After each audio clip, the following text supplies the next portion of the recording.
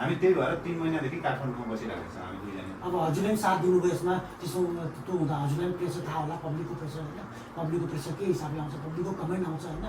जिस्के जस्तो हाँसे जस्तो पनि हुन्छ कहिले काहीँ। तर यो जिस्के जस्तो हाँसे जस्तो नि हामीले सिरियसमा निकालेको, यसलाई हामीले बहुतै क्रिटिकल लिएका छौँ या हार्डली लिएका छौँ, एकदम मनमा बल लिएर हामीले घर परिवार छोडेर जागिर छोडेर चाहिँ हामी लागि परेका छौँ, ठाउँ ठाउँ घुम्दैछौँ हामी मेन इन्ग्रिडियन्ट्सको लागि। एक्चुली इन्ग्रिडियन्ट्स लोकल होस् र जहाँ पनि एभाइलेबल गर्न सकौँ या भएको होस् त्यो इन्ग्रिडियन्टलाई हामीले जो नेपाली खाना जो फ्युजन छ नि, त्यो फ्युजन खानालाई हाम्रो जुन नेपाली फ्युजन खाना छ त्यो जुन हाम्रो एक्चुअली नेपाली खाना छ त्यो फ्युजनमा लाने कारण चाहिँ के भने जस्तो कि हाम्रो पाहुनाहरू जो फरेनर्स भनिन्छ इङ्ग्लिसमा, यिनीहरूले चाहिँ खान नसक्ने हाई स्पाइस अनि यो मसला धेरै भएको, अनि यसलाई हामीले फ्युजन गरेर जस्तो